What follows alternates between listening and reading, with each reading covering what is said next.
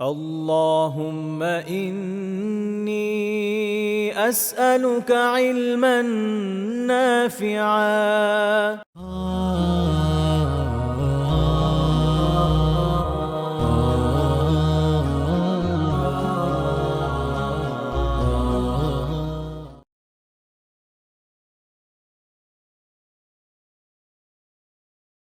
إن الحمد لله والصلاة والسلام على رسول الله أما بعد فأعوذ بالله من الشيطان الرجيم بسم الله الرحمن الرحيم আমরা আমাদের যে দার্স জীবনাচরণে নববী আদর্শ তার আমরা বলছিলাম যে ভূমিকা স্বরূপ কিছু আলোচনা করছি যে রাসূলুল্লাহ সাল্লাল্লাহু আলাইহি ওয়াসাল্লাম কোন কোন বিষয়ে আমাদের জন্য আদর্শ এই বিষয়ে আমরা কিছু ভূমিকার মতো আলোচনা করছিলাম। আজকে সম্ভবত এই বিষয়ে আমরা মোটামুটি একটা আহ, পর্যায়ে চলে আসবো যে এরপর আমরা আমাদের মূল আলোচনার ভিতরে ঢুকে যাবো ইনশাআল্লাহ তাআলা। এবং আশা করি ইতোমধ্যে আমরা যে আলোচনাগুলো করেছি সেটা থেকে আপনারা অন্তত এতটুকু বুঝেছেন যে আল্লাহ রাসূলের জীবনের আলোচনা যখন আমরা করি এবং আমাদের জীবনে তার আদর্শের দিকগুলো নিয়ে যখন আলোচনা করি তার ব্যাপ্তি আসলে কত ব্যাপক। যদিও আমরা অনেক ক্ষেত্রে সেটা বুঝে উঠতে পারি না। আমরা দেখা যায় যে খণ্ডিত কিছু ধারণা নিয়ে বাস করি, অর্থাৎ আমাদের জীবনযাপন হয় কেমন, আমরা খণ্ডিত কিছু বিষয়কেই শুধু সুন্নাহর সীমা বলে মনে করি এবং এর বাইরে আর বেরোতে পারি না। আর এই কারণেই আমাদের জীবনবোধ সেটা সুন্নাহ মোতাবেক হয় না, সেটা ইসলামের যে সৌন্দর্য তাকে ধারণ করতে ব্যর্থ হয়। তো যাই হোক, আজকে আমরা আর কয়েকটা পয়েন্ট নিয়ে আলোচনা করব ইনশাআল্লাহ তাআলা। আজকে আমরা 22 নম্বর পয়েন্ট আলোচনা করব যে আর কোন কোন বিষয়ে তিনি আদর্শ, সেই হিসাবে আমরা এখন 22 নম্বর পয়েন্ট আলোচনা করতে যাচ্ছি। গত দিন এটার একটু টোকা দিয়েছিলাম, সেটা কি যে রোগী দেখা, কেউ যদি অসুস্থ হয়, কেউ যদি রোগগ্রস্ত হয় তাকে দেখা। মানুষ মানুষকে আল্লাহ তাআলা এমন ভাবে বানিয়েছেন যে মানুষ রোগাক্রান্ত হয়। আহ বেঁচে থাকার আমরা বেঁচে থাকার তাগিদে যেভাবে জীবনযাপন করি তাতে বিভিন্ন ক্ষেত্রে রোগাক্রান্ত হই। কখনো এমন হয় যে আহ হয়তো সুস্থতার কোনো আসবাবের ঘাটতি ঘটে, কখনো বাহ্যিক বিভিন্ন কারণ ঘটে, বিভিন্ন বিষয়ের কারণে আমরা রোগগ্রস্ত হই। এটা মানুষের জীবনে একটা স্বাভাবিক ফেনোমেনা। এবং ইসলামে কেউ রোগগ্রস্ত হওয়াকে, এটাকে খুব খারাপ দৃষ্টিতে দেখা হয় নাই। পৃথিবীর প্রাচীন কিছু কিছু সভ্যতা এমন ছিল, মানুষ রোগাক্রান্ত হলে মানে আমরা যখন ইসলাম নিয়ে আলোচনা করি একটা বিষয় একটু বলে নেই, সেটা হচ্ছে আমরা যখন ইসলাম নিয়ে আলোচনা করি যে দেখেন ইসলাম না এই অধিকারটা দিয়েছে, অনেক সময় মানুষের কাছে একটু ইউটোপিয়ান লাগে। কেন? কারণ সে এমন একটা সময়ে বাস করে, 2024 সালে ধরেন এখন আমরা আছি, এই সময়ে এসে আমাদের অনেক সময় মনে হবে যে এটাতে বিশেষ কি। কিন্তু মনে রাখতে হবে আমরা এমন একটা প্রেক্ষাপট, এমন একটা সময় নিয়ে আলোচনা করছি যখন এই বিষয়গুলো এমন ছিল না, যখন বিষয়টা এত সহজ ছিল না, যখন মানুষ এ ধরনের অধিকার পেত না। এমনকি 100 200 300, না ধরেন 200 বছর আগে তখনও এমন দেখা গিয়েছে অনেক ক্ষেত্রে যে মানুষ এমন অনেক অধিকারই পায়নি যেটা ইসলাম ওই সময় দিয়েছে, যেটা আজ থেকে অনেক বছর আগের কথা। তো যাই হোক, তো মানুষ রোগাক্রান্ত হলে বিভিন্ন জাতি সভ্যতার মধ্যে এই ধরনের চিন্তাও ছিল যে যে হয়তো তার উপরে আযাব এসেছে, তাই না? আরো কত ধরনের কথাবার্তা মানুষ বলতো, কারো অভিশাপ লেগেছে, কোনো কোনো অঞ্চলে দেবতা ভর করার মতো কথা আছে, আর অনেক ধরনের অদ্ভুত অদ্ভুত কথা আছে।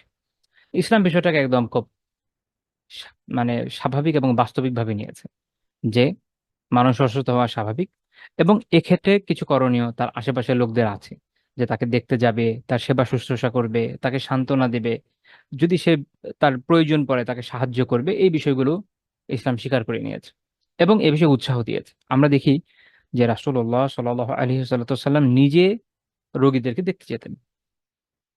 সাহাবীরা ওই সময় যারা ছিলেন, যেমন ধরেন যখন মদিনাতে প্রথম হিজরত হলো তখন আবু বকর, বিলাল রাদিয়াল্লাহু তাআলা আনহুমা ওনারা অসুস্থ হয়ে গিয়েছিলেন।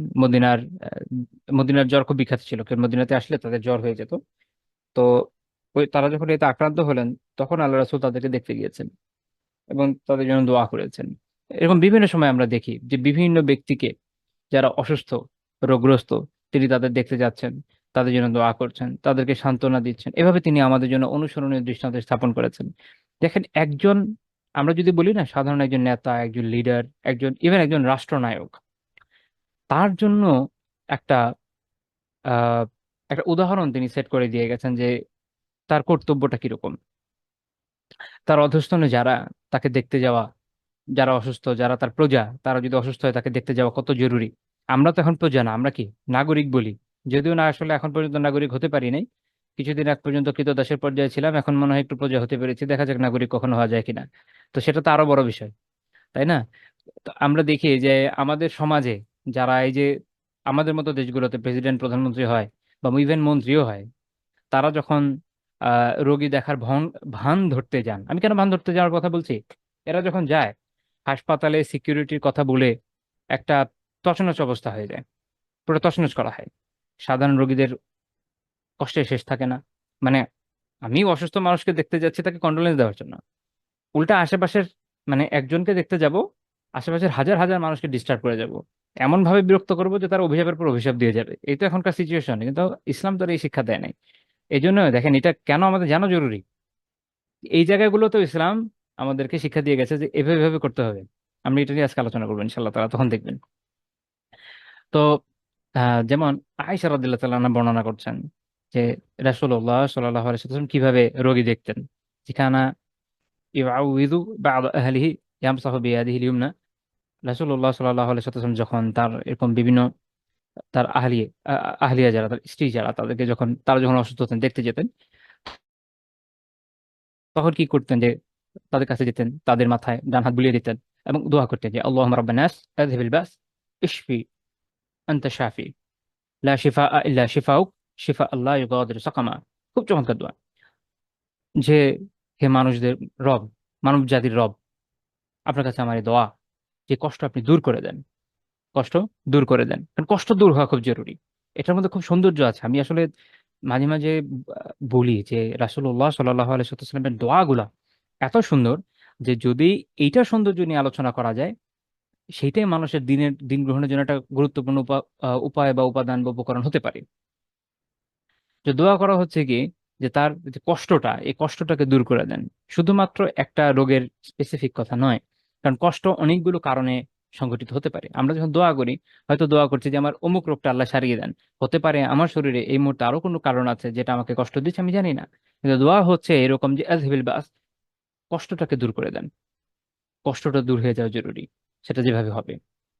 তারপরে ইশফিহি আনতা শাফি, যে তাকে আপনি শিফা দেন, তাকে আপনি শিফা দেন, কেননা আপনি শাফি, আপনি শিফা দেনেওয়ালা, আপনি একমাত্র মানুষকে আরোগ্য দিতে পারেন। এইখানে আকীদার একটা শিক্ষা আছে যে প্রকৃত পক্ষে মানুষ রোগ মুক্ত হয় শুধুমাত্র আল্লাহ তাআলার ইচ্ছায়। আল্লাহ তাআলাই একমাত্র আমাদেরকে রোগ মুক্তি দিতে সক্ষম, আমাদের দোয়া এই জন্য তার কাছে। আর এই জন্যই শরিয়া আমাদেরকে ওষুধ গ্রহণে কোনো বাধা নিষেধ তো দেয়নি, বরং উৎসাহিত করেছে, চিকিৎসা নিতে উৎসাহিত করেছে। তবে ভরসা রাখতে হবে আল্লাহ তাআলার উপরে। যদি আল্লাহ তাআলা তৌফিক দেন, তো ওষুধের কাজও ঠিক মতো হবে, আমার ট্রিটমেন্টও ঠিক মতো হবে, আমি শেফা পেয়ে যাব। কিন্তু তিনি যদি তৌফিক না দেন, তাহলে কে আমাকে শেফা দিবে, কে আমাকে সুস্থতা দেবে? এটা আরো কারো পক্ষে সম্ভব নয়। তো এখানে আমরা দেখছি যে একজন মানুষ যে রোগাক্রান্ত, তাকে যখন তিনি সান্ত্বনা দিচ্ছেন, এমন দোয়া তার সামনে পড়ছেন যে তার আকীদাটাও ঠিক হয়ে যায়। এ হাহুতাশ করি না আমরা, এটা যেন না থাকে। যে শিফা দেনে ওয়ালাকে আল্লাহ তাআলা, এটা খুব জরুরি, এটা মাথায় রাখা দরকার।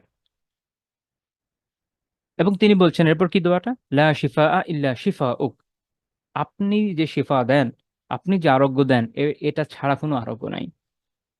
এখন এই যে আরোগ্য আমি আপনার কাছে চাইছি, কেমন আরোগ্য চাইছি? শিফা আল্লাহ ইউগাদিরু সাকামা, এমন আরোগ্য চাই যেন রোগ আর কখনো ফেরত না আসে। আমরা তো বলি যে আল্লাহ ঠিক করে দেন, ঠিক করে দেন, আবার আসবে না, আসলে তখন কি হবে?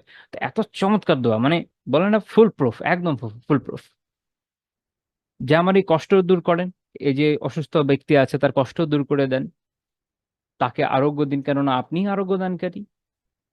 এবং এমন ভাবে আরোগ্য দিন যেন রোগটা আর কখনো ফেরত না আসে। তো এই দোয়াটা সহিহ বুখারীর 5743 নম্বর হাদিসে পাবেন। 5743 মুখস্থ করে নেবেন। ওই যে ইশফিহি যেটা আছে এখানে, ইশফি এইভাবে করলে এটা আপনার নিজের জন্য হবে, যেমন ইশফি আনতা শাফি, ইশফি আমাকে শিফা দিন, আপনি শিফা দেন ওয়ালা। অর্থাৎ মানে শেষে যে হাটা আছে, ইশফিহি, এই হায়ের জায়গায় ইয়া লাগিয়ে দিলেই চলবে। আচ্ছা, দুঃখিত, এখানে ইয়ে লাগবে না, ইয়া লাগবে না, ইশফি যথেষ্ট, হাঁটা থাকবে না আর কি। ইশফি, ইশফি আনতা শাফি, যে আপনি শিফা দেন, তাহলে ওটা আবার ইয়ে হয়ে যায়, সিগারেট একটা পরিবর্তন হয়ে যায়, দুঃখিত ভুলে বলে গেছি। তো ইশফি আনতা শাফি, যে আপনি শিফা দিন, ইশফি আপনি শিফা দিন, আনতা শাফি কারণ আপনি শিফা দেন বলা। আচ্ছা, তো কখনো তিনি এইভাবে দোয়া করতেন, তিনি যখন কখনো কখনো কাউকে দেখতে গিয়ে যখন কারো কাছে কোনো রোগীর কাছে যেতেন, এভাবে দোয়া করতেন যে লা বাস তুহুরুন ইনশা আল্লাহ, যে মানে এর ক্ষতির কিছু নেই, আল্লাহ যদি চায় তো তুমি পবিত্র হয়ে উঠবে। এটা খুব গুরুত্বপূর্ণ একটা শিক্ষা। অর্থাৎ রোগের ফলে মানুষের গুনাহগুলো মাফ হয়ে যায়, রোগের ফলে মানুষের গুনাহগুলো মাফ হয়ে যায়। তো এই শিক্ষাটাই তিনি দিচ্ছেন যে লা বাস, এতে ক্ষতির কিছু নাই, রোগ হচ্ছে কিন্তু এই রোগের ফলে কি হয়ে যাবে, তুহুরুন ইনশা আল্লাহ, যে তুমি যে গুনার মধ্যে, সবারই তো গুনাহ হয়, সেই গুনাহগুলো মাফ হয়ে গিয়ে তুমি পবিত্র হয়ে উঠবে। তো এই চিন্তাটা যখন আমরা রাখি যে আমার তো রোগ আছে, এই রোগটা যদি সেরে যায় আমি পবিত্র হয়ে উঠবো, তো এইটা আমাকে মানসিকভাবে শক্তি যেমন দেবে, তেমনি আল্লাহ তাআলার কাছে আল্লাহর অভিমুখী করবে আরো বেশি, কারণ আমি বুঝবো যে এর মাধ্যমে আল্লাহ তাআলা আমাকে পবিত্র করছেন। এটা সহিহ বুখারী 3616 নম্বর হাদিস। তবে এখানে একটা গুরুত্বপূর্ণ পয়েন্ট, যে আমরা অনেক সময় দেখি না, রোগ হয় প্রচন্ড, অনেক কষ্ট হয়, তো অনেক সময় মনে হয় যে এটা কি আসলে আমার গুনার জন্য আযাবই কিনা নাকি পরীক্ষায়। এটা বোঝার তো আসলে সরাসরি কোনো কনক্রিট ওয়ে নাই, তবে আলিমরা অনেক কথা বলেন। তার মধ্যে একটা পয়েন্ট হচ্ছে এরকম, যে যদি রোগের ফলে আপনি দেখেন যে আপনি আরো আল্লাহ অভিমুখী হচ্ছেন, তাহলে এটা আপনার একটা পরীক্ষা। কিন্তু যদি দেখা যায় যে আপনি অস্থির হয়ে যাচ্ছেন, হা হুতাশ করছেন, আল্লাহ থেকে দূরে সরে যাচ্ছেন, দিন থেকে আরো সরে যাচ্ছেন, তাহলে নিঃসন্দেহে এটা আযাব।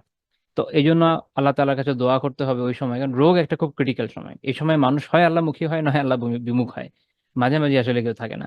তো আবার অনেকে আল্লাহমুখী হয় এবং এটা অস্থায়ী হয়, এই জন্য দোয়া করা উচিত যেন আল্লাহ তাআলা আমাদেরকে আসলেই পবিত্র করে দেন, যেন আমরা এই এই রোগ যখন আমাদের হবে, এই সময় যেন আমরা আরো আল্লাহ অভিমুখী হই, এখান থেকে দূরে সরে না যাই। আচ্ছা, রাসূলুল্লাহ সাল্লাল্লাহু আলাইহি ওয়াসাল্লাম রোগী দেখতে অনেক উৎসাহ দিয়েছেন, প্রচুর উৎসাহ দিয়েছেন। এটা আমরা জাস্ট ওয়েট, আমরা প্রচুর হাদিসে দেখি যে রাসূলুল্লাহ সাল্লাল্লাহু আলাইহি ওয়াসাল্লাম রোগীদেরকে দেখতে যাওয়ার উপরে ব্যাপারে অনেক উৎসাহ দিয়েছেন। শুধুমাত্র নিজে গিয়েছেন বা নিজে দোয়া করেছেন, আমাদের দোয়া শিখিয়েছেন, এটুকুই না, অনেক উৎসাহ দিয়েছেন যেন আমরা রোগীদের দেখতে যাই। যেমন আমি জাস্ট, অনেকগুলো হাদিস আছে এই বিষয়ে, যেমন তারগিব আর তারহিব, ইমাম মুনজিরি রাহিমাহুল্লাহ তাআলা অনেকগুলো হাদিস একত্রিত করেছেন। আমি দুইটা তিনটা হাদিস যদি বলি, আহ যেমন সহিহ বুখারীর 1240 নম্বর হাদিস, যে হাক্কুল মুসলিমি আলাল মুসলিমি খামস, একজন মুসলিমের উপর একজন মুসলিমের অধিকার কয়টা, হক, হক আছে পাঁচটা। পাঁচটা হক খুব ভালো করে খেয়াল করা উচিত, যেহেতু এটা হক আমাদের এটা আদায় করতে হবে। একটা হচ্ছে রদ্দুস সালাম, কেউ যদি সালাম দেয় তো সালামের জবাব দেওয়া, এটা খুব ইন্টারেস্টিং বিষয়। কেউ সালাম দিলে, আপনি কাউকে সালাম দিবেন, সালাম দেওয়া একটা সুন্নাহ, কাউকে দেখলে সালাম দেওয়াটা সুন্নাহ, ওয়াজিব বা ফরজ না। কিন্তু কেউ যদি সালাম দেয় তখন তার জবাব দেওয়াটা ওয়াজিব, সেটাকে আমাকে, তাকে প্রত্যর্পণ করাটা ওয়াজিব হয়ে যায়, এবং এটা একটা হক যে আমি এটা আদায় করব।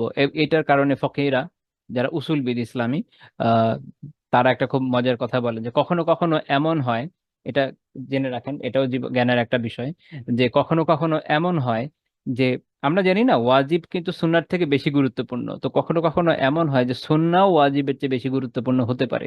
কোনটা? যেমন কেউ কাউকে আমি সালাম দিব সুন্নাহ, কেউ সালামের জবাব দিবে এটা ওয়াজিব, কিন্তু উত্তম কে, যে সালাম দিচ্ছে আগে, যে সালাম দিচ্ছে আগে তার সওয়াব বেশি, এটা উত্তম, অথচ এটা সুন্নাহ। আর যিনি জবাব দিচ্ছেন তিনি ওয়াজিব আমল করছেন কিন্তু সওয়াব কম। এটা হলো হলো বোঝার বিষয়। এটা থেকেই ফকির একটা আরেকটা ইন্টারেস্টিং টপিক নিয়ে কথা বলেন, সেটা হচ্ছে বিভিন্ন সিচুয়েশন বেসড ফিকহ। এটা বোঝা খুব জরুরি যে এই সময়ে এই কাজটা আসলে কতটুকু জরুরি বা কোনটা কিরকম। কারণ আমরা অনেক সময় দেখব যে আমভাবে ব্যাপকভাবে জেনারেলাইজ যে রুলিং, এটা থাকে, আমরা অনেক সময় পড়ি, এখানে পড়ি ওখানে পড়ি, এবং যে কোনো জায়গায় অ্যাপ্লাই করতে যাই, অথচ দেখা যাবে যে সেটা ওই জায়গায় অ্যাপ্লিকেবল না, ওখানে কোনো এক্সেপশন আছে। এখন যিনি জানেন তিনি তো জানেন, যিনি জানেন না তিনি তো জানেন না, তিনি দেখা যায় ওই জায়গাগুলোতে বাড়াবাড়ি করে ফেলেন। তো যাই হোক, আবার আমরা আলোচনায় আসি।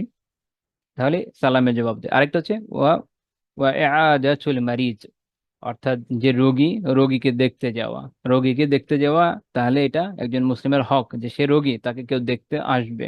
হ্যাঁ, এটা আলাদা কথা, সে যদি অপছন্দ করে, খুব অসুস্থ, ওটা আলাদা বিষয়। এটা জেনারেল রুলিং হচ্ছে যে তাকে দেখতে যাওয়া হবে, এটা তার হক। ওয়া ইত্তিবাউল জানাইজ, জানাজাতে, জানাজার অনুগমন করা, জানাজায় অংশ নেওয়া, জানাজার সাথে যাওয়া। ওয়া ইজাবাতু দাওয়া, দাওয়াতের জবাব দেওয়া, দাওয়াত কবুল করা। ওয়া তাশমিতুল আতিশ, কেউ যদি ধরেন হাঁচি দিল, দিয়ে আলহামদুলিল্লাহ বললো, আপনি তখন ইয়ারহামুকাল্লাহ বলবেন। এটা হচ্ছে তার হক, যেটা আপনি আদায় করবেন। তো আমরা এখানে বেশ কিছু বিষয় এখান থেকে জানলাম। আচ্ছা, এইটার সাথে না রিলেটেড একটা বিষয় একটু বলে রাখি, আহ, যে এই হাদিসটা একটু মাথায় রাখবেন, একটু পরে আমি আলোচনা করবো এটা নিয়ে, যে এটার উপর বেস করে একটা আলোচনার জায়গা আছে যে আসলে রোগী দেখতে যাওয়ার শরঈ বিধান কি। এই হাদিসটা একটু মাথায় রাখবেন। আচ্ছা, আরেকটা হাদিস যদি আমরা দেখি, যেখানে রাসূলুল্লাহ সাল্লাল্লাহু আলাইহি ওয়াসাল্লাম বলেছেন যে খামসুন মান ফাআলা ওয়াহিদাতাম মিনহুন্না কানা যামিনান আলা আল্লাহি আযজা ওয়া জাল। পাঁচটা এমন জিনিস আছে, কেউ যদি এগুলোর কোনো একটা করে, কোনো একটাও করে, তো আল্লাহ তাআলা তার জিম্মাদারি নিয়ে নেন। এটা অনেক গুরুত্বপূর্ণ এবং বড় কথা যে আল্লাহ তাআলা জিম্মাদারি নিয়ে নেন, সুবহানাল্লাহ। সেগুলো কি কি, মানে এত গুরুত্বপূর্ণ বিষয়। একটা হচ্ছে মান আদা মারিয়াদ, যে কোনো, যে ব্যক্তি কোনো রোগীকে দেখতে যায়, অনেক গুরুত্বপূর্ণ বিষয়। তাহলে এই আমলটা যেটা আমাদের কাছ থেকে একদম ছুটে গেছে, আমরা তো রোগী দেখতে যাই না। আমি রোগী দেখার আদব নিয়ে বলবো, তার আগে একটা কথা দেখেন, আমাদের সমাজের মধ্যে আমরা একটা দেনা পাওনার রিলেশন তৈরি করেছি। এখানে স্বামী স্ত্রীর মধ্যে পারস্পরিক সম্পর্ক হয়ে গেছে দেনা পাওনার মতো। কেমন যেন অদ্ভুত বিষয়, যে মনে করেন যে তুমি দিলে আমি করব, আমি এ করলে তোমার এটা করতে হবে, শ্বশুর এই শ্বশুর বাড়ি থেকে এটা আসলে ওই শ্বশুর বাড়ি ওইটা যেতে হবে। মানে কেউ কিছু দিলে আমাকে আবার ব্যাক করার একটা ট্র্যাডিশন আমরা চালু করেছি এই দেশে, খুবই খুবই অসুস্থ ট্র্যাডিশন। একই রকম ভাবে কেউ রোগী, তাকে আমার দেখতে গেলে আবার তাকে আমার অনেক কিছু নিয়ে যেতে হবে। মানে মনে করেন একজনের, একজনের এমন অপারেশন হয়েছে ধরেন, আহ মানে যে কোনো একটা অপারেশন হয়েছে, মাথায় আমি উদাহরণ আনতে পারছি না, তো ধরেন যে কোনো একটা অপারেশন হয়েছে। এখন সেই অপারেশনের ফলে, সে হয়তো শক্ত কিছু খাইতে পারবে না। এখন আমি তার জন্য কি করব, চিকেন, মানে শক্ত কিছু নিয়ে, ঝাল ঝাল কিছু রান্না করে নিয়ে যাব, বা অন্য অন্য কিছু নিয়ে যাবে। এরকমই তো ঘটে আমাদের দেশে, কথার কথা। বা যে কোনো কিছুই হোক, ফলমূল নিয়ে যাবে, কারণ সব রোগী তো আর ফলমূল খায় না, তাই না? কিছু কিছু কিছু রোগী আছে তার জন্য ফলমূল ঠিক আছে, সবার তো আর ফলমূল পথ্য নয়। দেখা যাচ্ছে যে সেটাই নিয়ে যাওয়া হচ্ছে। মূল কথা আমি যেটা বোঝাতে চাচ্ছি, যে এটা দেখার দরকার পড়ছে না যে যে রোগী, তার জন্য আমার আসলে কি কি নেওয়া দরকার, যা মাথায় আসছে, যা হাতের কাছে পাচ্ছি, আমি উঠে একটা নিয়ে চলে যাচ্ছি। কখনো কখনো আমি দেখেছি, নিজে দেখেছি, যে অনেকের জন্য বিষয়টা একটা বার্ডেন হয়ে যায়। অনেক রোগীর ক্ষেত্রে এরকম হয় যে যে তার কাছে এমন সব বিষয় জিনিসপত্র নিয়ে গেছে, এগুলো সে না খেতে পারবে না ইউজ করতে পারবে ওই সময়। রুম যতটুকু থাকে, আমাদের তো জানেনই কি পরিমাণ খরচ পড়ে কেবিনে। আর যারা কেবিন ছাড়া ওয়ার্ডে থাকেন, এক গাঁটটি জিনিস নিয়েছে, ওখানে রাখার কোনো জায়গা নেই যে ওয়ার্ডে আছে। তো এগুলো নিয়ে গিয়ে লাভ কি? কিন্তু আমরা ট্রেডিশন বানিয়ে ফেলেছি, আমাদের মাইন্ডসেট এমন। এবং আমি যদি নিয়ে না যাই, হয়তো হতে পারে রোগীর যদি খারাপ নাও লাগে, রোগীর আত্মীয় স্বজনের খারাপ লাগবে যে আসলো খালি হাতে আসলো। খুব অসুস্থ একটা প্রবণতা এবং ট্রেডিশন আমরা তৈরি করেছি। এটা এটা এটা একটা দুঃখজনক বিষয়।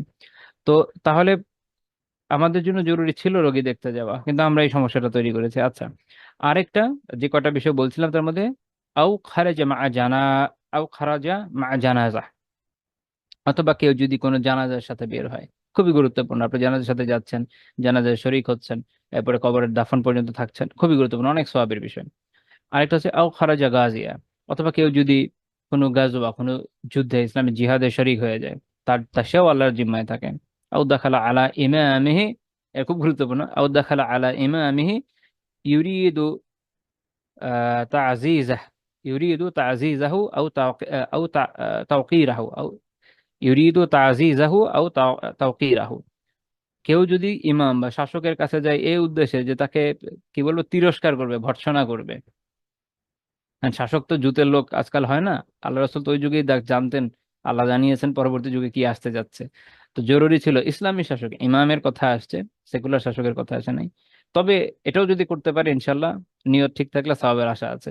যে তাকে ভর্ৎসনা করবে যে তুমি এগুলো কি করছো, এবং সুশাসন করো, ইনসাফ কায়েম করো, ইসলামকে কায়েম করো। এটা যখন কেউ করতে যায়, সেও আল্লাহর জিম্মায় থাকে। আও কাআদা ফি বাইতিহি, অথবা কেউ যদি, এটা খুব ইন্টারেস্টিং, এখনকার সময়ের সাথে বেশি রিলেটেড, আও কাআদা ফি বাইতিহি, কেউ যদি তার বাড়িতে বসে থাকে, ফাসালিমান নাসু মিনহু, ফলে মানুষ তার থেকে নিরাপদ থাকে। আমি, অর্থাৎ আমি ঘরের মধ্যে থেকে আমার কাজকর্ম করছি, মানুষ আমার থেকে নিরাপদ, আমি কারো ক্ষতি করি না, কারোর সাথে ঝগড়াঝাটি করি না, কোনো ঝামেলা করি না। তো মানুষ আমার থেকে নিরাপদ, এবং ওই সালিমা মিনান নাস, এবং সে নিজে মানুষ থেকে নিরাপদ। সে নিজে মানুষ থেকে নিরাপদ। তো এখনকার সময়ে যে সিচুয়েশন আমাদের, মানুষের সাথে আসলে রিলেশনে যাওয়া খুব কঠিন। আল্লাহ আহসান করুন। যদি সম্ভব হয় তো রক্ষা করা গেল, কিন্তু যদি নাও হয় আর এখনকার একটা ভালো দিকও এখানে, যেহেতু আমরা অনেকেই ঘরে বসে কাজ করার সক্ষমতা রাখি, আউটসোর্সিং করি বা অন্য কিছু করি, তো এটা বেনিফিট আছে। যদি আমার নিয়ত হয় এটা এই হাদিসের উপর আমল করা, যে আমি ঘরে থাকবো, মানুষ আমার থেকে নিরাপদ থাক, আমি মানুষ থেকে নিরাপদ থাকি, আমার এইসব এই মারামারি ঝগড়াঝাটি এগুলো ভালো লাগে না, এইসব মুসিবতে যেতে ভালো লাগে না, তো তাহলে ইনশা আল্লাহ তাআলা সে সওয়াব পাবেন। তো এই হাদিস আহ ইমাম ইবনু আবি আসিম রহমতুল্লাহ আলাইহির অনেক একটা কিতাব আছে সুন্নাহ, আর সুন্নাহ, আহ, এটা বেসিক্যালি আকীদা বেসড কিতাব, হাদিসের কালেকশন। তো এটার 1021 নম্বর হাদিস, শেখ আলবানী রাহিমাহুল্লাহ এটাকে সহিহ বলেছেন। আমরা আরেকটা হাদিস দেখি সুনান তিরমিজির, যে মা মিন মুসলিম ইয়াউদু মুসলিমা গুদুওয়াতান ইল্লা সাল্লা আলাইহি ৭০ আলফা মালাক হাত্তা ইউমসি। কোনো মুসলিম যদি কোনো আরেকজন মুসলিম যে অসুস্থ তাকে সকালে দেখতে যায়, তাহলে সন্ধ্যা পর্যন্ত আহ ৭০,০০০ ফেরেশতা তার জন্য দোয়া, রহমতের দোয়া করে। ওয়া ইন আদাহু আশিয়াতান ইল্লা সাল্লা আলাইহি ৭০ আলফা মালাক হাত্তা ইউসবিহ। আবার কেউ যদি এরকম হয় যে সন্ধ্যায় দেখতে গেছে, তো সকাল পর্যন্ত তার জন্য এরকম ৭০,০০০ ফেরেশতা রহমতের দোয়া করে। ও কিয়ানা লাহু খারিফুন ফিল জান্নাহ, জান্নাতে তার জন্য জান্নাতের ফল এগুলোর ব্যবস্থা থাকবে। এটা সুনান তিরমিজির 969 নম্বর হাদিস। তুমি ইমাম তিরমিজি হাসান গারীব বলেছেন, শেখ আলবানী রাহিমাহুল্লাহ সহিহ বলেছেন। তো আমরা এখান থেকে এই হাদিসগুলা থেকে একটা জিনিস শিখেছি, সেটা হচ্ছে রোগী দেখতে যাওয়ার ফাজিলত কত বেশি। এই কয়টা হাদিস থেকে, এক হচ্ছে এটা তার হক, 2 নাম্বার হচ্ছে আল্লাহ তাআলার জিম্মাদারিতে থাকবেন। যখন আপনি একজন রোগীকে দেখতে যাচ্ছেন, যাওয়ার পথে আসার পথে সেখানে যাওয়া, আপনি আল্লাহ তাআলার জিম্মাদারিতে থাকবেন। আমরা তো আসলে সোশ্যালিটি, সোশ্যাল নর্ম রক্ষা করতে যাই। আমি এমন হয়তো খুব বেশি দেখিনি যে কেউ এই নিয়তে যাচ্ছে যে আমি অমুককে দেখে আসি, যেহেতু এটা ইসলামী একটা হক, আল্লাহ তাআলার কাছ থেকে আমি এই ফজিলতের আশা রাখি, এই চিন্তা কেউ করে যায় না আমাদের সোসাইটিতে। সবার চিন্তা থাকে এরকম যে যেহেতু আমার আত্মীয় বা যেহেতু আমার বন্ধু, যেহেতু অমুক এবং তমুক, আজকে যদি না যায় সে রাগ করবে, খারাপ লাগবে তার, বা আমি না গেলে আমার সময় তাকে পাওয়া যাবে না, এরকম দেনা পাওনার একটা হিসাব, একটা সোশ্যাল নর্মের বিষয় থাকে। কিন্তু আমার কাছে তো এটা ইবাদত, আমার কাছে তো এটা ইবাদত। আমি তো আল্লাহ তাআলার সন্তুষ্টির জন্য যেতে চাই। আমি যেতে চাই এই জন্য এটা মুসলিমের হক বলে। আমি যেতে চাই এই জন্য যে আল্লাহ তাআলার জিম্মাদারিতে থাকবো বলে। আমি এই জন্য যেতে চাই ফেরেশতারা আমার জন্য রহমতে দোয়া করবে। আমি যদি দুনিয়া বিজনেসে যাই তো দুনিয়ার মতোই হবে। যেমন আমরা ওই যে একটা হাদিস জানি, তাই না, ইন্নামাল আমালু বিন্নিয়াত, ওই হাদিস থেকে আপনার মূল যে এসেন্সটা জীবনের, এটা নিতে হবে যে সবকিছুতে যেন নিয়ত আল্লাহ তাআলার সন্তুষ্টি থাকে, এটা না হলে হবে না। এবং রোগী দেখার একটা মূল তত্ত্বও আছে, এটা একটা হাদিস আমরা পাই। ইমাম বুখারী রাহিমাহুল্লাহ তাআলা তার কিতাব আল আদাবুল মুফরাদে উল্লেখ করেছেন, আদাবুল মুফরাদের 518 নম্বর হাদিস, যে উদুল মারিদ, আল্লাহ রাসূল বলেছেন যে তোমরা রোগীকে দেখো, রোগীকে দেখতে যাও কেন, ওয়াত্তাবাউল জানাইজ, এবং জানাজার অনুগমন করো। রোগী দেখতে যাও, জানাজার অনুগমন করো। এর একটা কারণ আছে, এর কারণ হচ্ছে তু তুযাক্কিরুকুমুল আখিরাহ, কারণ এগুলো তোমাকে আখিরাতের কথা স্মরণ করিয়ে দেবে। আমরা যখন রোগী দেখতে যাব, একজন রোগীর যে অবস্থা, সে যেভাবে কাতরায়, সেটা দেখলে আখিরাতের কথা মনে হওয়া বাঞ্ছনীয়। আমরা যখন জানাজার সাথে যাব, তখন তো মনেই হবে যে এই যে মৃত্যু কত কাছে, আমি আজ বাদে কালই হয়তো মরে যাবো, হয়তো এখনই মরে যাবো, হু নোস, তাই না?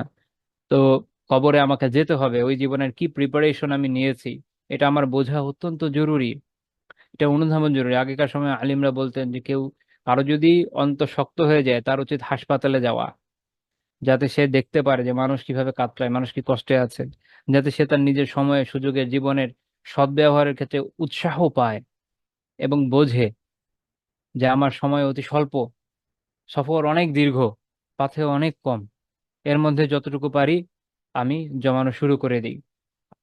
আগে আলিমরা এরকম কবর জিয়ারাত করতেন এটা বোঝার জন্য, নিজেকে মনে করিয়ে দেওয়ার জন্য। আমাদের অবস্থা হয়েছে এরকম, একদম কমনলি শুনি, মানে যারা মারিয়েদ, অসুস্থ, এদের কথা ছেড়ে দেয়, কবরেও আমরা যখন দেখি আমাদের কোনো ফিল হয় না। আমাদের অন্তর এমন শক্ত হওয়া হয়েছে, কবর দেখলেও আমাদের কোনো ফিল হয় না। যেই মানুষগুলো দেশের সাধারণ নিরস্ত্র মানুষগুলোকে এই কিছুদিন আগেই আন্দোলনের মধ্যে গুলি করে মারলো। তাদের কি এই ফিলিংসটা ছিল? দেখেন, সাধারণ নিরস্ত্র মানুষ, আপনি কোনো যোদ্ধা বাহিনীর সাথে তো লড়াই করছেন না, তাদেরকে যেভাবে গুলি করে মারলেন, ফিলিংস নাই কোনো? অন্তর এমন ভাবে মরে গেছে যে একটা জলজ্যান্ত মানুষ নিয়ে কোনো অনুভব হয় না। আমরা দেখেছি পুলিশের আর্মার্ড কারের উপর থেকে একটা জীবন্ত মানুষকে যেভাবে ফেলে দেওয়া হলো, একটা লাশকেও এভাবে ফেলা জায়েজ নাই। হিউম্যান বডি অত্যন্ত অত্যন্ত অত্যন্ত সম্মানিত। মানব শরীর জীবিত মৃত সর্বাবস্থায় সম্মানিত, তার সম্মান জরুরি। এমন ভাবে ফেলে দিল একটা মানুষকে, কোনো ফিলিংস নাই। এও নিজেকে মুসলমান দাবি করবে। মুসলমান হওয়ার জন্য অন্তরের মধ্যে ঈমান থাকা জরুরি। মুসলমান হওয়ার জন্য অন্তর আল্লাহ অভিমুখী হওয়া জরুরি। ইসলামের মানেই হইলো আল্লাহ তাআলার কাছে আত্মসমর্পণ। তোমার অন্তর আল্লাহর প্রতি সমর্পিত নয়, তোমার অন্তর শয়তানের প্রতি সমর্পিত। তোমার অন্তর পাথর হয়ে গেছে, কালো হয়ে গেছে, এমন কালো হওয়া হয়েছে যে আলকাতরাও হার মানবে। ওখানে আলোর কোনো অনুপ্রবেশের সুযোগই নেই। কিসের ভিত্তিতে মুসলমান দাবি করবে? গায়ের জোরে মুসলমান? যে তোমার কেউ কিছু বলতে পারে না এত সাহস হয়েছে এই জন্য? আল্লাহ তাআলার কাছে এগুলো কিচ্ছু যায় আসে না, আল্লাহ এগুলোর পুরো পাত্তাই দিবে না। তুমি ইস্তেহলাল করেছো, আল্লাহর করা হারামকে হালাল করেছো। আল্লাহ মুসলমানকে গুলি করা, মুসলমানকে হত্যা করা, মুসলমানকে হত্যা করার জন্য অস্ত্র তোলা পর্যন্ত হারাম করেছেন, তুমি মুসলমানকে গুলি করে মেরে ফেলাকে জায়েজ মনে করে করেছো। তুমি ইস্তেহলাল করেছো। এটা কুফর, মানুষকে ইসলাম থেকে বের করে দেয়। এই হচ্ছে আমাদের অবস্থা। আমি যেটা বলতে চেয়েছি, এই মানুষগুলা কি আমাদের সোসাইটির বাইরের কেউ? এই মানুষগুলো আমাদের সোসাইটির ভিতরের মানুষ। আজকে যে কোনো ইস্যু হলেও যে আমরা একজন আরেকজনকে, প্রতিপক্ষকে পিটিয়ে মেরে ফেলার চিন্তা করি, আমাদের অন্তরের মধ্যে এই চিন্তা নাই যে একটা মানুষকে মারা হারাম। আমরা একটা মানুষকে ধরে বিচার করার সক্ষমতা রাখি না। শুধুমাত্র ইসলামী আইনে যদি কারো মৃত্যুদণ্ডের বিধান আসে, সেই বিধানও আমরা দেই না। আমরা শুধু বিভিন্ন নিয়ম কানুন দেখে, সাক্ষী সাবুত দেখে নিশ্চিত হই যে আল্লাহ যে বিধান দিয়েছেন সেটা এই জায়গায় আরোপযোগ্য। আমরা কোনো বিধান দিই না, আমরা কোনো ফয়সালা শুনাই না। আমরা শুধু আল্লাহ তাআলার ফয়সালাটাকে পাস করে দিই।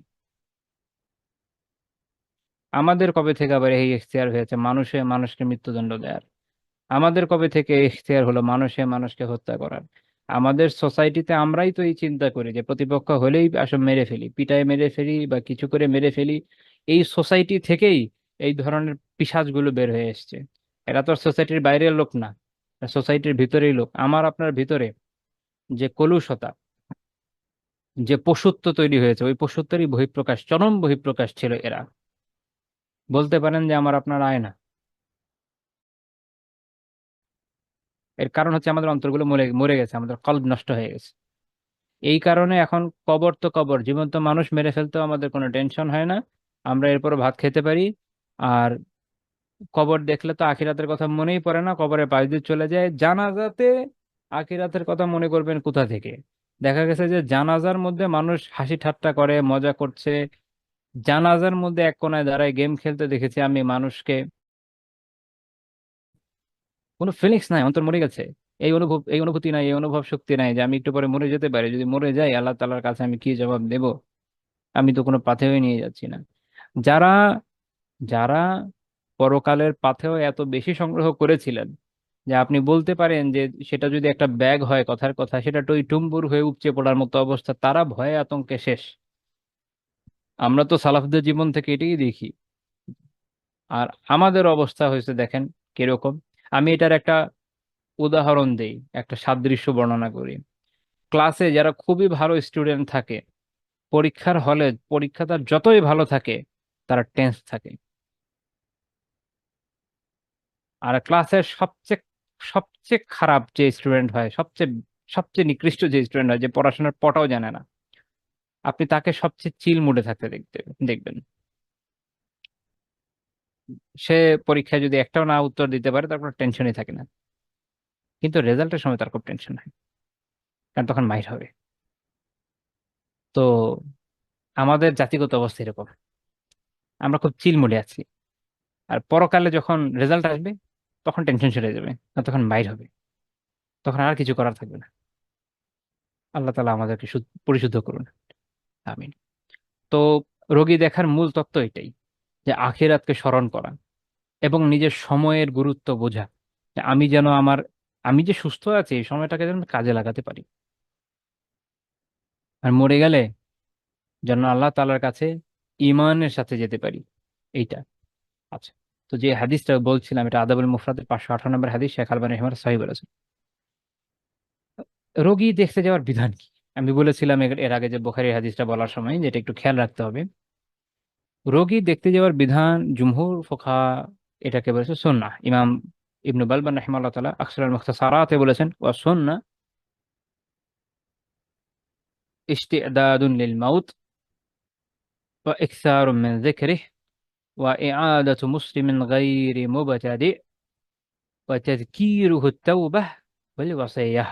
এখানে আদব সহ কথাটা চলে এসেছে, যে মৃত্যুর প্রস্তুতি নেওয়া গুরুত্বপূর্ণ। মৃত্যুর প্রস্তুতি প্রস্তুতি নিতে থাকাটা সুন্নাহ। সুন্নাহ সব সময় মৃত্যুর প্রস্তুতি নেবেন।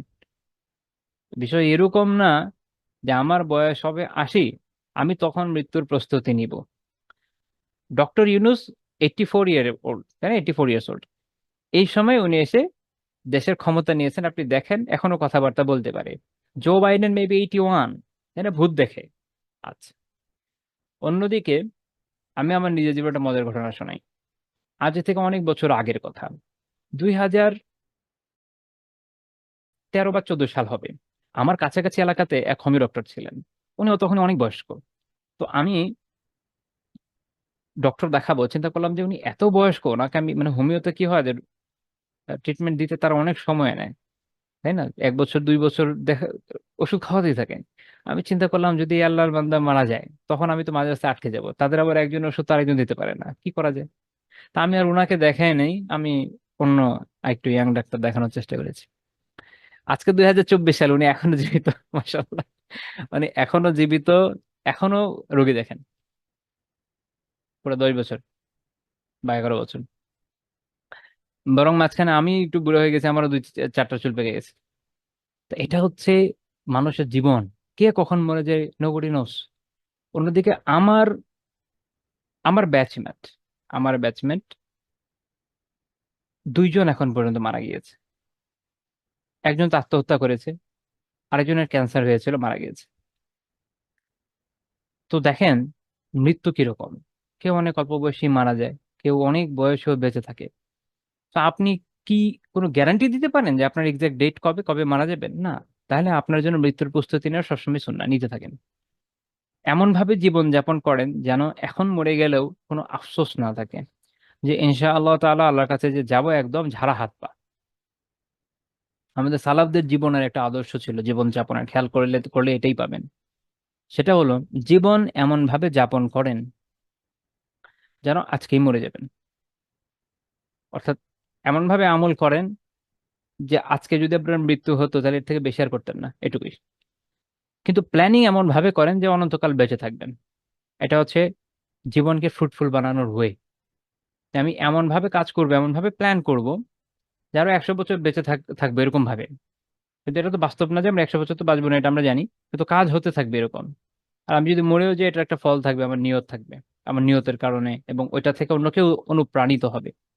কিন্তু আমি আমার জীবনকে এমন ভাবে সাজাবো যে আমি যদি আজকেও মরে যাই একদম ঝাড়া হাত পা, আল্লাহর কাছে সহজে চলে যাব, শান্তির সাথে চলে যাব। আচ্ছা, এক হচ্ছে মৃত্যুর প্রস্তুতি নেওয়াটা সুন্নাহ, আরেকটা কি? এবং ওয়া ইকসারু মিন যিকরি, মৃত্যুর স্মরণ বেশি বেশি করাটা সুন্নাহ। এটা হাদিস আছে, আমরা ওই আলোচনা এখন যাচ্ছি না, just আমি ফিকহের একটা কিতাব থেকে একটু বলছি যে মৃত্যুর স্মরণটা বারবার জরুরি। আপনি যদি এটা রিমাইন্ডার না দেন, নিজেকে বারবার রিমাইন্ড না করান, আপনি ভুলে যাবেন। এই দুনিয়ার চাকচিক্যে মানুষ মৃত্যুকে ভুলে যেতেই ভালোবাসে। পশ্চিমের তো মানুষজন বা আধুনিক সভ্যতায় অতি শিক্ষিত জনগণের অবস্থা হয়েছে এরকম, তারা পারতপক্ষে মৃত্যুকে মনে করতেই চায় না, বাট মৃত্যু তো আসে। আমি আমার নিজের একটা ক্লাসমেটের ঘটনা বলবো, আমার নিজের ক্লাসমেটের, মোটেও দিনদার না, ইয়ো ইয়ো জেনারেশনের পোলাপাইন। তার মা মারা গেছে, আমি ওনার জানাজা আমি পড়েছি। মানে আমি পড়াইনি, আমি উপস্থিত ছিলাম ওই জানাজায়। তার মা দিনদার মানুষ, তার মা প্র্যাকটিস করতেন আলহামদুলিল্লাহ। এবং যেদিন মারা গেছেন যদ্দূর জানি ওই দিন উনি ওই দিন উনি রোজা রোজা ছিলেন, নফল সিয়াম পালন করছিলেন। তো তাকে নিয়ে এসছে, আহ তার জানাজা হবে। তো ইমাম সাহেব যে মসজিদে নিয়ে এসছে, আমার ওই ক্লাসমেটকে বলছে যে আপনি পড়ান। স্বাভাবিক, নিজের ছেলে পড়ানো বেস্ট, আর সে পড়াবে না। সে পড়াবে না শুধু তা না, সে জানাজায় অংশ নেয় নাই। সে নিয়ে এসছে যেহেতু তার মা ধার্মিক, তো এই জন্য নিয়ে এসছে, বাট সে নিজে তার মায়ের জানাজায় অংশ নেয় নাই। মানে এ জানেই না নামাজ কিভাবে পড়ে, এ জানেই না, জানাজা তো দূরের কথা, 5 ওয়াক্ত নামাজও জানে না। তার পবিত্রতা নিয়ে কোনো আইডিয়াই নেই কিভাবে উজু করতে হয়, তাই না? এখন আমি যতই প্র্যাকটিসিং হই, আমার পোলাপাইন যদি এমন হয়, তো পরকালে আমার যে কয়টা বাড়ি পড়বে আল্লাহ মাত্র ভালো জানে। আল্লাহর কাছে দোয়া করি এমন দুর্ভাগ্য আমাদের কারো না হোক। আমি ডিউটি সন্তানকে দিন শেখানো। তো আমি যে পয়েন্টে আসছিলাম, যে এমন ভাবে তারা মৃত্যুকে বিস্তৃত করেছে, মৃত্যুকে এভাবে ভুলে গিয়েছে যে মনে করতেই চায় না। আমি মনে না করলে মৃত্যু আসবে না এমন তো না, মৃত্যু তো আসবেই। মৃত্যুকে আমার আমার অপেক্ষায় বসে থাকবে। তো এই জন্য সুন্নাহ হচ্ছে বেশি বেশি মৃত্যুকে স্মরণ করা, এর প্রিপারেশন নেওয়া। আপনি মনে না করলে জীবনের প্রিপারেশন নেবেন না। আপনার সামনে পরীক্ষা আছে, আপনি মনে করছেন প্রতিদিন, একটা ক্যালেন্ডার বানিয়েছেন, ডেট দিয়ে রেখেছেন, প্রত্যেকদিন কাটছেন যে এত এত তারিখ এগিয়ে আসছে দিন। দেখেন কি এংজাইটি কাজ করে, আপনি you will take as much preparation as you can for that exam. এটাই বাস্তবতা। আর আপনার কোনো খেয়াল নাই, পরীক্ষার দিন সকালবেলা আপনাকে একজন ফোন দিয়ে বলো, দোস্ত আজকে তো এক্সাম, তুই কই? বললো, আচ্ছা আজকে এক্সাম, তো ভুলে গেছি কি হওয়ার কথা, বুঝে নিত। তো তাহলে বেশি বেশি মনে করতে হবে। এবং তারপরে সুন্নাহ ওয়া ইআদাতু মুসলিমিন গায়রি মুবতাদি, যে বেদাতি নয় এমন মুসলিমকে, এমন অসুস্থ মুসলিমকে দেখতে যাওয়া সুন্নাহ। বেদাতি আকীদাগত বেদাতি, এমন বেদাত যেটা মানুষের দিনকে নষ্ট করে দেয়, যেমন রাফিজিদের, মুতাজিলাদের, এরকম বিভিন্ন বেদাতি যারা, বা যাদের মধ্যে শিরক আছে, এরকম। কারণ এদের এদের ইআদা, এদের রোগের ক্ষেত্রে এদেরকে দেখতে যাওয়াটা সুন্নাহ হিসেবে ফকিহগণ উল্লেখ করেন না, বিকজ এরা উল্টা দিনের শত্রু, এরা দিনের বন্ধু না। কিন্তু ফাসিক মুসলিম এমন না, সাধারণ গুনাহগার কিন্তু এরকম বেদাতি না, অর্থাৎ আকীদার ক্ষেত্রে বেদাত ছড়াচ্ছে না, তাদের কথা আলাদা, এটা নিয়ে আমি একটু পরে বলবো ইনশাল্লাহ। এখন রোগী দেখতে যাবেন, ইবনে বালমান রাহিমাহুল্লাহ বলছেন সুন্নাহ এখানেও আছে যে তাজকিরুহু তাওবা, তাকে তওবার কথা মনে করিয়ে দেওয়াটা জরুরি। আমি যদি আজকে এক যাই গিয়ে বলি, এটা সুন্নাহ, যে তাকে আমি তওবার কথা মনে করিয়ে দিব, গিয়ে বললাম যে ভাই আপনি অসুস্থ, আল্লাহর কাছে তওবা করেন বেশি বেশি, দুশ্মন হয়ে যাবে ওই দিনই। বলবে তুমি তো মিয়া খালি অশুভ কথাবার্তা বল, আমি কি মরে যাব? জানো আমাদের খুব একদম গ্যারান্টিড যে আমি তো সুস্থ হয়ে উঠতেছি, তাই না? কিন্তু এটা জরুরি যে মানুষকে তওবার কথা স্মরণ করে দাও, এটা সুন্নাহ। যে একজন লোক অসুস্থ, তাকে আমি মনে করি, দেখো তুমি অসুস্থ, এখনই তো সময়, আল্লাহর কাছে তওবা করো, জানা অজানা সব গুনাহ থেকে, এবং দোয়া করো আল্লাহ তাআলা যেন এর মাধ্যমে তোমার রোগগুলোকে সারিয়ে দেন, বলে ওয়াসিয়া এবং ওয়াসিয়ত করার বিষয় তাকে মনে করে দাও, এটা একটা সুন্নাহ। কারণ ওসিয়ত করা জরুরি। ওসিয়ত খালি এরকম না যে আমি মরে গেলেই ওসিয়ত করবো, ওসিয়ত নামা সবসময় নিজের থাকা উচিত। যদি এমন সম্পদ থাকে যে তার 1/3 আপনি দেওয়ার মতো, ওসিয়ত করার মতো আছে, সবসময় নিজের কাছে ওসিয়ত রাখাটা একটা সুন্নাহ আমল। কারণ যখনই আমি তো মৃত্যু তো আমাকে বলে আসবে না, ফোন দিয়ে আসবে না যে ভাই আসতেছি। তো যখনই মারা যাবো যেন ওসিয়তটা কার্যকর হয়। আমরা এত বেশি গাফেল, প্রচন্ড অসুস্থ, হসপিটালে হসপিটালে ভর্তি এমন মানুষদেরও আমি দেখেছি না তওবার কোনো চিন্তা আছে, না ওসিয়তের চিন্তা আছে। এমন মানুষ দেখা যায় যে তখনও প্ল্যান করছে, লাইক আমি সুস্থ হয়ে গিয়ে অমুক জায়গায় ট্যুরে যাব, তমুক মুভিটা দেখবো, তমুক আমরা এই করবো, এই ধরনের কথাবার্তা বলে, এবং এটাকে মানুষ কুলনেস হিসাবে নিচ্ছে। মানে আকল যখন নষ্ট হয়ে যায় তখন যে কোনো কিছুই মানুষ করে। ওই যে অর্ণব গোস্বামীর একটা ইয়ে আছে না, ইন্ডিয়ান জার্নালিস্ট, তার একটা যে মেমে ইউজ করে না মানুষ, কুচবি, কুচবি আর কি। আচ্ছা, তা আমরা এই কথাগুলোর মধ্যে কিছু আদাব শিখে গেছি, আরো কিছু আদাব যদি একটু বলি।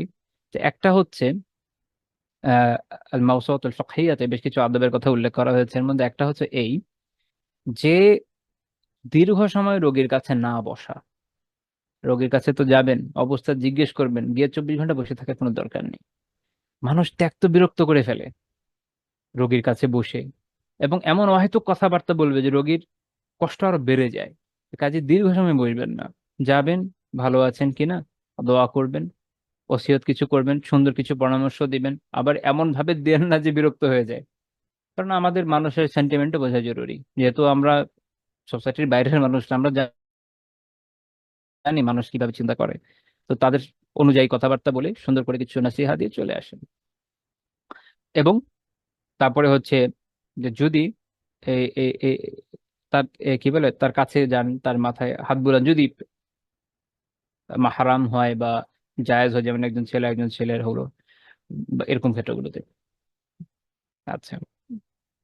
এবং তার অবস্থা জিজ্ঞেস করবেন যে কেমন আছেন, কেমন ফিল হচ্ছে, আল্লাহর কাছে দোয়া করি ঠিক হয়ে যাক, এরকম আর কি। তারপরে তাকে সবরের ব্যাপারে উৎসাহ দিবেন, যে সময় সবর করেন আল্লাহ তাআলা উত্তম প্রতিদান দিবেন ইনশাআল্লাহ তাআলা। এবং সবরের যে ফজিলত জানা থাকলে সেটা জানিয়ে দেওয়া, এটাও আদাবের মধ্যে পড়ে। এবং ইভেন নিজে তো দোয়া করবেন, তাকেও বলবেন যে আপনি আমার জন্য দোয়া করেন, কারণ আল্লাহ তাআলা অসুস্থ মানুষের দোয়া কবুল করেন। আচ্ছা। তো এগুলো মোটামুটি আদাবের মধ্যে পড়ে। এখন ওই একটা প্রশ্ন যে কেউ কি কাফির মুশরিককে দেখতে যাবে? যদি কেউ কাফের মুশরিক হয়, সাধারণ কাফের মুশরিক যারা ইসলামের প্রতি হস্টাইল না, মানে ইসলামকে ধ্বংস করার জন্য যারা লেগে পড়ে আছে এই টাইপের না, সাধারণ কাফের মুশরিক, এদেরকে অসুস্থ অবস্থায় দেখতে যাওয়া জায়েজ। এবং সেটা একটা মাসলাহা আছে এটাতে, এমনি এমনি না, এটা বোঝাচ্ছি। সোহাই বুখারীর 1356 নম্বর হাদিসে আছে যে রাসূলুল্লাহ সাল্লাল্লাহু আলাইহি সাল্লামের খেদমত করতো একজন ইহুদি বালক। তো সে যখন অসুস্থ হয় আল্লাহ রসুল তাকে দেখতে যান এবং তাকে ইসলামের দাওয়া দেন, সে তখন কবুল করে এবং মারা যায়।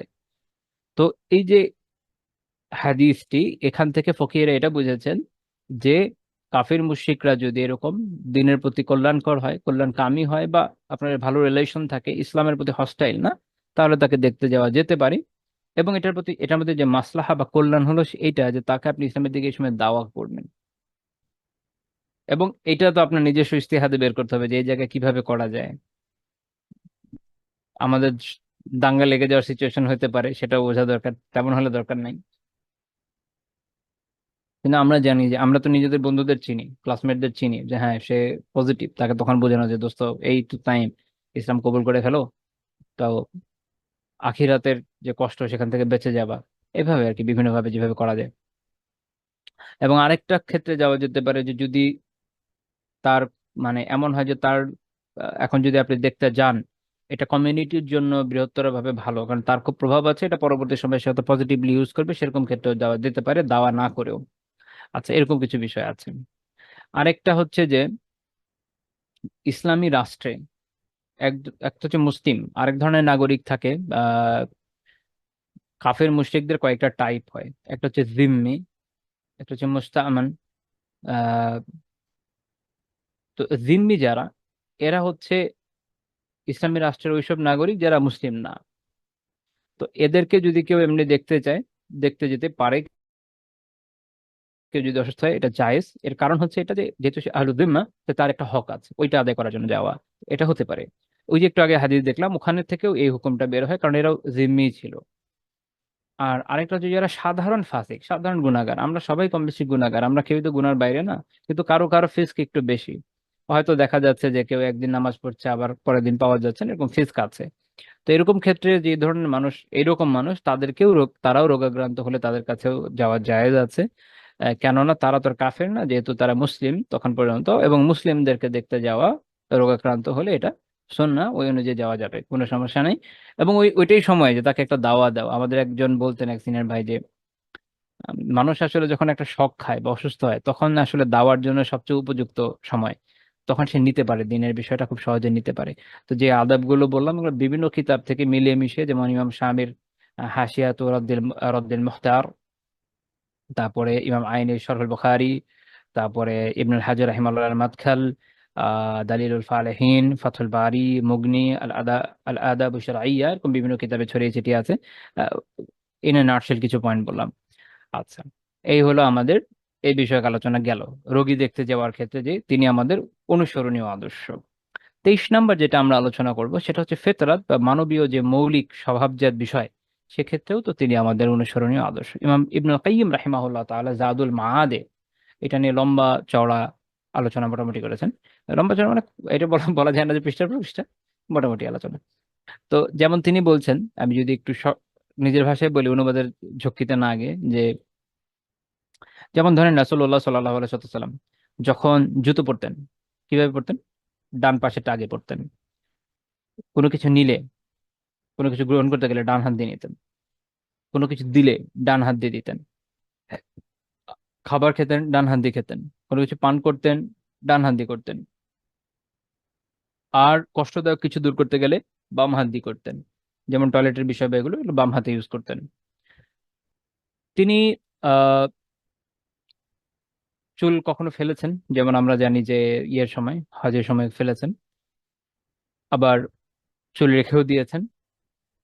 তারপরে আমরা দেখি যে আহ তিনি মিসওয়াক করতে ভালোবাসেন, তিনি অনেক মিসওয়াক করতেন। এমনকি সাইম অবস্থায়, সিয়াম থাকা অবস্থায় মিসওয়াক করতেন। বাকি এটা একটা ইখতিলাফের ইস্যু আছে যে সারা দিনই কি মিসওয়াক জায়েজ নাকি কখনো মাকরুহের অবস্থাও হয়, এটা নিয়ে একটা আলাপ আলোচনা আছে ফিকে, ওটা আমরা গেলাম না। আমরা আপাতত এটাতে আসি যে তিনি প্রচুর মিসওয়াক করতেন। ঘরে এসে মিসওয়াক করতেন, ঘুমানোর আগে মিসওয়াক করতেন, ঘুম থেকে উঠে মিসওয়াক করতেন, 5 ওয়াক্ত সালাতের আগে মিসওয়াক করতেন, ওযুর আগে মিসওয়াক করতেন, স্ত্রীদের কাছে যাওয়ার আগে মিসওয়াক করতেন। এই বিভিন্ন ক্ষেত্রে তিনি মিসওয়াক করতেন। এগুলো স্বভাবজাত, যে তার সৌন্দর্য তার মধ্যে পড়ে। এবং তিনি সুগন্ধি ব্যবহার করা খুব পছন্দ করতেন। আপনারা জানেন যে তিনি সুগন্ধি ব্যবহার করতেন, আমরা তো আতর বলি। তো ওই সময় যে ধরনের সুগন্ধি ছিল ব্যবহার করতেন, প্রচুর ব্যবহার করতেন। লা ইলাহা ইল্লাল্লাহ। এবং এই এই ক্ষেত্রে বিভিন্ন রেওয়ায়েত আছে যেখানে তিনি বিভিন্ন বিষয় আমাদেরকে নির্দেশও দিয়েছেন। যেমন ধরেন, আমরা যখন জুতো পরবো, হাদিসে কি আসছে, সহিহ বুখারী হাদিস, যে ইযান তাআলা আহাদুকুম ফালিয়াবদা বিল ইয়ামিন ওয়া ইযা নাযাআ ফালিয়াবদা বিশিমাল। আমাদের কেউ যদি জুতো পরে ডান পায়ে আগে পড়বে, আর খোলার সময় কি বাম পায়ে করবে। তো এই এই হাদিসগুলোতে আমরা দেখি এই বিষয়ে আলাপ আলোচনা আছে। তারপর তিনি চুল আঁচড়াতেন। এগুলো সব তার মানবীয় যে স্বভাবজাত রীতিনীতি, তার সৌন্দর্য তার মধ্যে গিয়ে পড়ে। এবং এগুলো নিয়েও আমরা গ্র্যাজুয়ালি ইনশাআল্লাহ তাআলা আলোচনা করব। এখানে একটা বিষয় যেহেতু অনেক সময় প্রাসঙ্গিক হয়, আমি জানি না পরে খেয়াল থাকবে কিনা, আমি বলে যাই আজকে। যেমন কেউ কেউ এটা মনে করেন যে রাসূলুল্লাহ সাল্লাল্লাহু আলাইহি ওয়াসাল্লাম মনে হয় চুল আঁচড়ানো পছন্দ করতেন না, বা খুবই কম আঁচড়াতেন, এরকম একটা পারসেপশন আছে।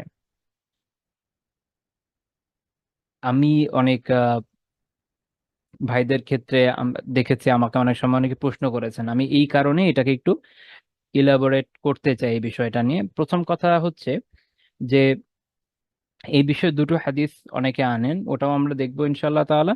ফকিহদের আলোচনাও দেখবো, আর এর বিপরীত হাদিসগুলোও আমরা দেখবো। আমাদের জানা উচিত যে যে কোনো বিধান একটা হাদিসের উপর নির্ভর করে না, অনেকগুলো হাদিস মিলে একটা ডিসিশনে আসে। আচ্ছা, ইমাম মালিক রাহিমাহুল্লাহ মুয়াত্তাতে যায়েদ বিন আসলাম রাহিমাহুল্লাহ থেকে বর্ণনা করেছেন আতা বিন ইয়াসার থেকে। তিনি বলছেন যে রাসূলুল্লাহ সাল্লাল্লাহু আলাইহি ওয়াসাল্লাম একদিন, খেয়াল করেন, একদিন একজন লোককে দেখলেন।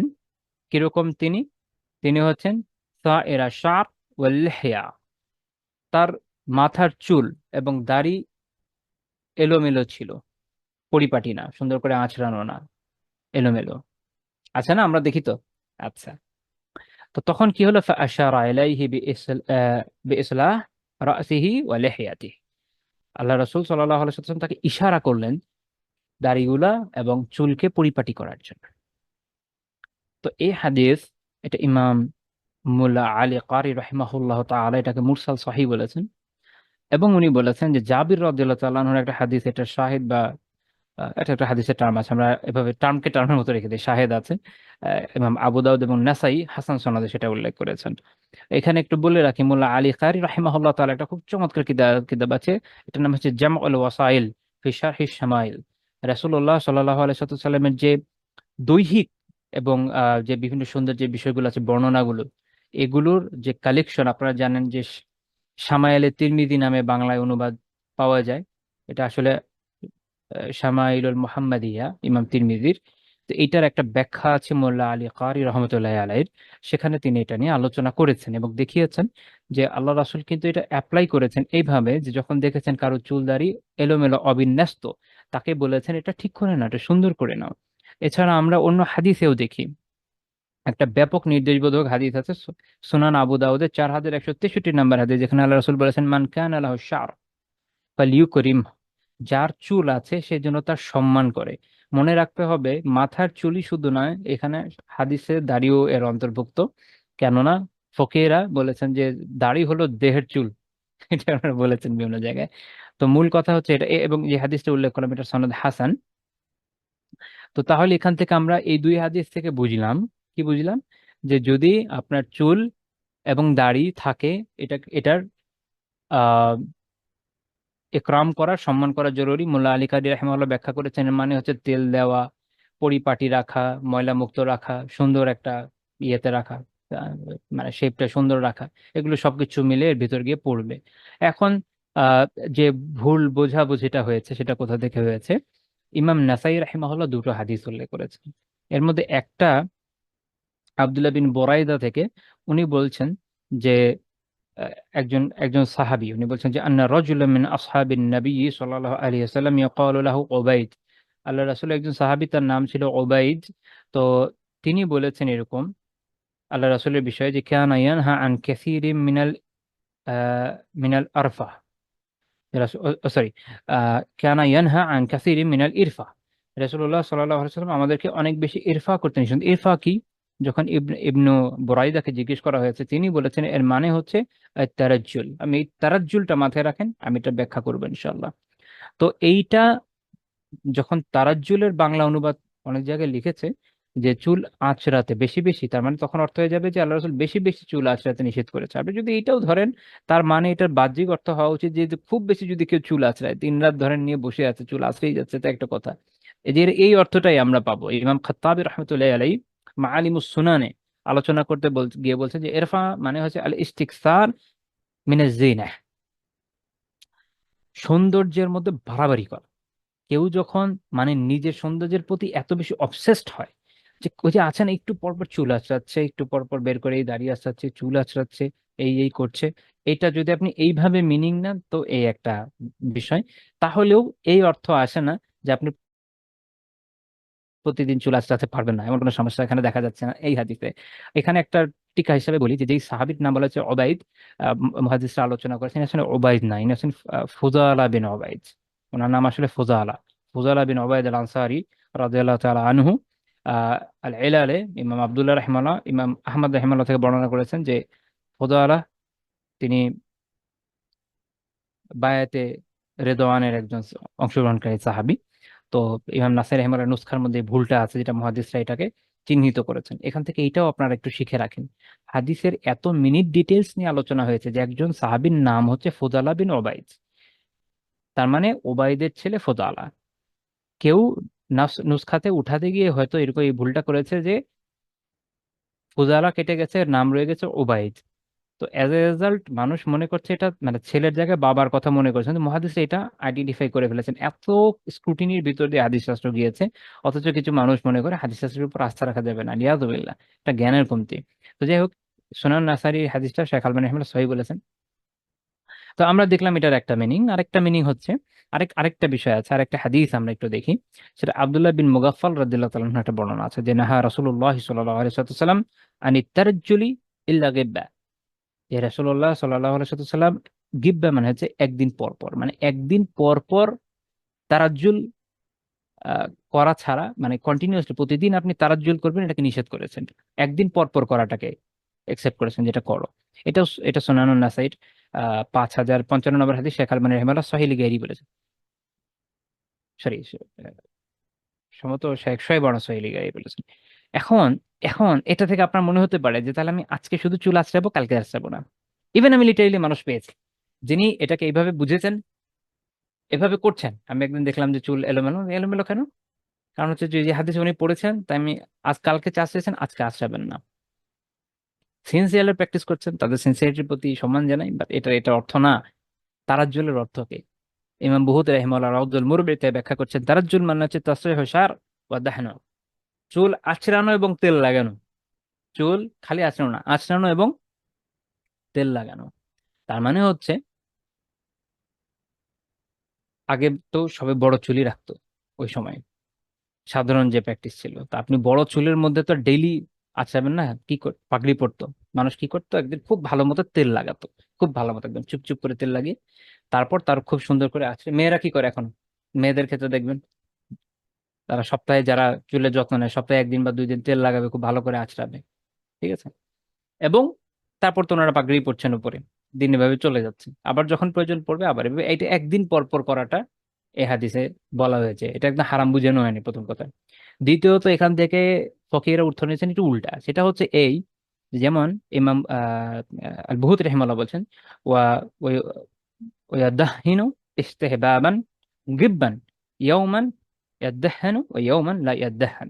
অর্থাৎ মাথায় চুলে তেল দিবে, মুস্তাহাব এটা, যে চুলে তেল দিবে, একদিন দিবে একদিন দিবে না, একদিন দিবে একদিন দিবে না, এটা মুস্তাহাব। তাহলে আমি আজকে চুলে তেল দিলাম, কালকে দিলাম না, পরশু দিলাম, তরশু দিলাম না, এটা মুস্তাহাব। এবং এটা দলিল হচ্ছে এই হাদিস। তো তাহলে বুঝা গেল যে এটা বেসিক্যালি হচ্ছে যে আপনি তেল দেওয়ার কথা, যেটা আপনার চুল যদি এলোমেলো হয়ে যায়, তাহলে ওই যে মুআত্তার যে বর্ণনা দিয়েছে তখন ওটা অ্যাপ্লাই আসবে ওই হাদিসটা। সে কি, যদি চুল এলোমেলো হয়ে যায় আশি রেখে দেয়, কোনো সমস্যা নেই, কোনো সমস্যা নেই, আলহামদুলিল্লাহ। আশা করি বিষয়টা ক্লিয়ার হয়েছে। এটা মাথায় রাখা দরকার। এবং এই কারণে ইমাম ইবনে কুদামা রাহমাতুল্লাহি আলাইহির মুগনিতে বলছেন, ওয়া ইউস্তাহাব্বু তারজিলু শা'রি ওয়া ইকরাম, চুলের পরিপাটি করা, চুলকে এভাবে তেল দেওয়া, আঁচড়ানো, যত্ন নেওয়া, তার সম্মান করা, এটা মুস্তাহাব। এটা মুস্তাহাব, কারণ আমি একটা হাদিসে দেখেছি। তো এই হচ্ছে আমাদের মোটামুটি একটা খুবই গুরুত্বপূর্ণ বিষয় যেটা জানা দরকার। যে বিষয়টা এরকম না যে আপনি আজকে আঁচড়াবেন কালকে আঁচড়াবেন না, এরকম না। আপনার চুল যদি হয়ে যায় আপনি অবশ্যই করবেন। এবং তারপর দাড়ি যদি দেখা যাচ্ছে এলোমেলো হয়ে যাচ্ছে, সুন্দর করে পরিপাটি করে আঁচড়ে রাখবেন। আমাদের দিন আমাদেরকে নোংরামি শেখায় নাই। আচ্ছা, এখন আমি যদি উল্টা বুঝি এটা আমার সমস্যা। তো এরপর আরেকটা বিষয় নিয়ে আমার আজকে আলোচনার খুব ইচ্ছা ছিল, কিন্তু আমাদের তো 17 বেজে গিয়েছে, এটা আমার লাস্ট টপিক হওয়ার কথা ছিল, তো এটা আমি আজকে রাখলাম। আজানও হয়ে যাচ্ছে আমার এখানে, আশা করি যে আপনাদের ওখানে হয়তো হবে 8:30টায়, আমার এখানে জামাত।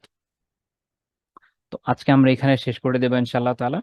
আর একটা টপিক আমাদের থাকবে আগামী শনিবার, আমাদের পরবর্তী দার্স, সেদিন সেটা আমি আলোচনা করব, এবং ওটার পাশাপাশি এক্সামের বিষয়ে আপনাদেরকে জানিয়ে দেবো। এখন একটা বিষয় এখানে বলে দিচ্ছি যে এখন পর্যন্ত আজকের ক্লাস হচ্ছে আমাদের অষ্টম ক্লাস।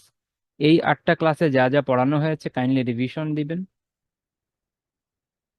আত্মস্থ করার চেষ্টা করবেন।